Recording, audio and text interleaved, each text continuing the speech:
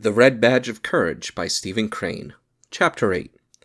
The trees began softly to sing a hymn of twilight. The sun sank until slanted bronze rays struck the forest.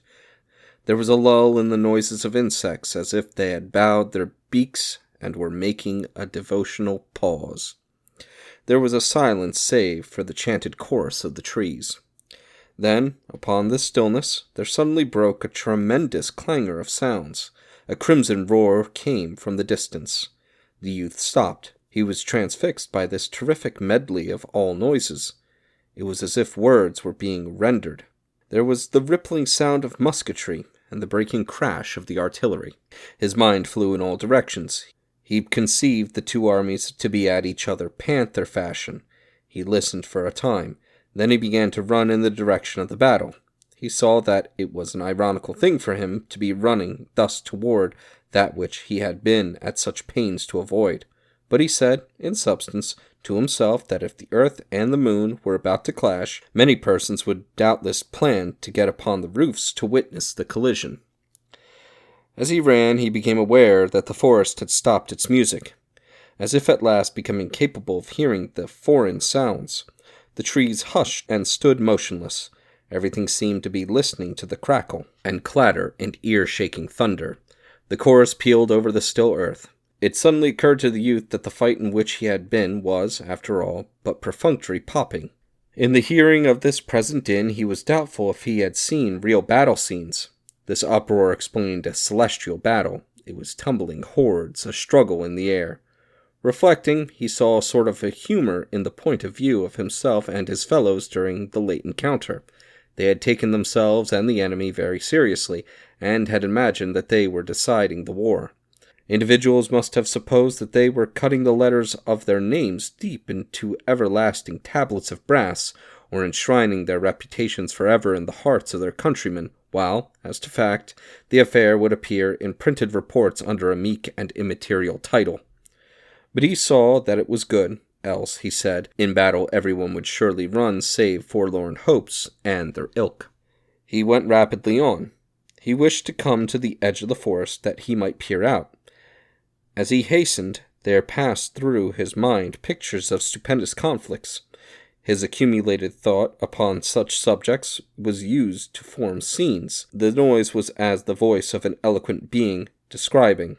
Sometimes the brambles formed chains and tried to hold him back. Trees, confronting him, stretched out their arms and forbade him to pass.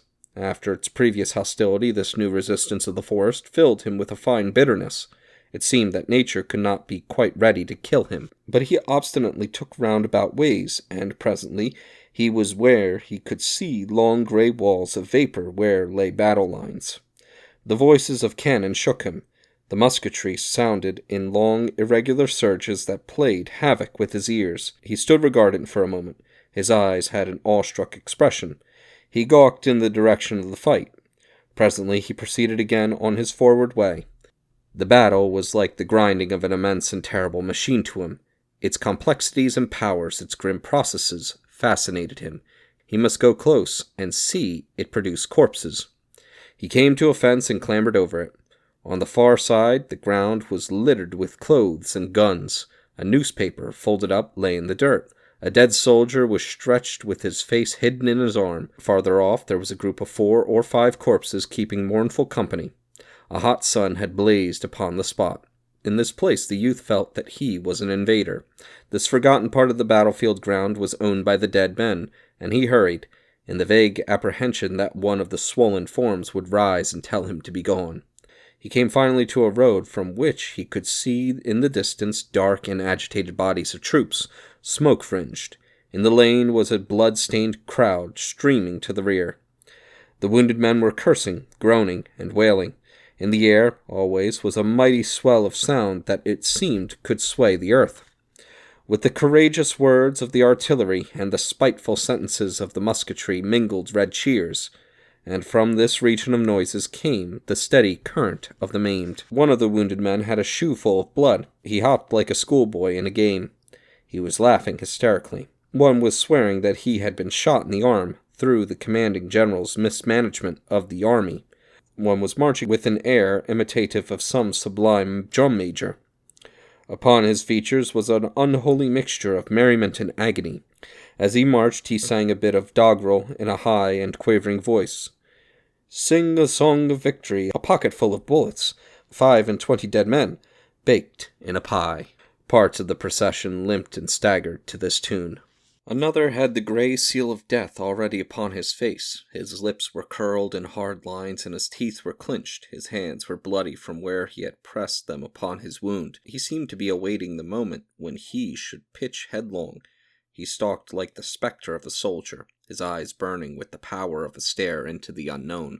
There were some who proceeded sullenly, full of anger at their wounds, and ready to turn upon anything as an obscure cause. An officer was carried along by 2 privates. He was peevish. "Don't joggle so, Johnson, you fool," he cried. "Think my leg is made of iron? If you can't carry me, be decent. Put me down and let someone else do it." He bellowed at the tottering crowd who blocked the quick march of his bearers. "Say, make way there, can't you? Make way, Dickens take it all." They sulkily parted and went to the roadside. As he was carried past, they made pert remarks to him. When he raged in reply and threatened them, they told him to be damned. The shoulder of one of the tramping bearers knocked heavily against the spectral soldier who was staring into the unknown. The youth joined this crowd and marched along with it. The torn bodies expressed the awful machinery in which the men had been entangled. Orderlies and couriers occasionally broke through the throng in the roadway, scattering wounded men right and left, galloping and followed by howls.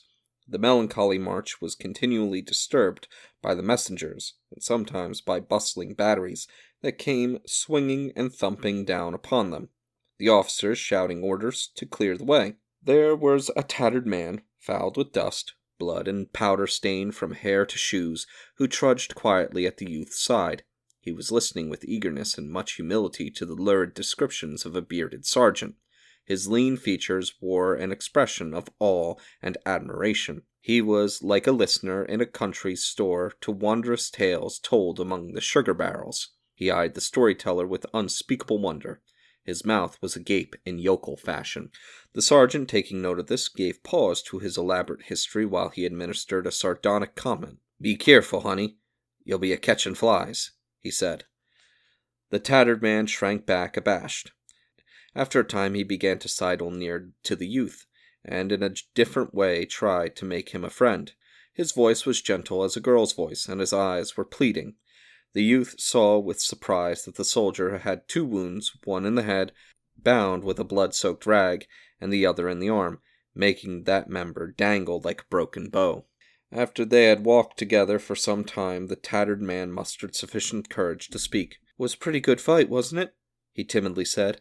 The youth, deep in thought, glanced up at the bloody and grim figure with its lamb-like eyes. "What? Was pretty good fight, wasn't it?" "Yes," said the youth shortly. He quickened his pace, but the other hobbled industriously after him. There was an air of apology in his manner, but he evidently thought he only needed to talk for a time, and the youth would perceive that he was a good fellow. "Was pretty good fight, wasn't it?" he began in a small voice, and then he achieved the fortitude to continue. "Dern me if I ever see fellers fight so. Laws, how did they fight? I knowed the boys like that when they once got square at it. The boys ain't had no fair chance up to now. But this time they showed what they was. I knowed it'd turn out this way. You can't lick them boys, no sir. They're fighters, they be." He breathed a deep breath of humble admiration. He had looked at the youth for encouragement several times. He received none, but gradually he seemed to get absorbed in his subject.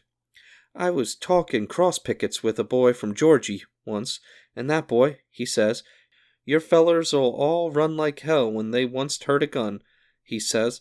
'Maybe they will,' I says, 'but I don't believe none of it,' I says, and Jiminy, I says back to him, 'Maybe you fellers'll run like hell when they once hearn a gun,' I says. He larfed.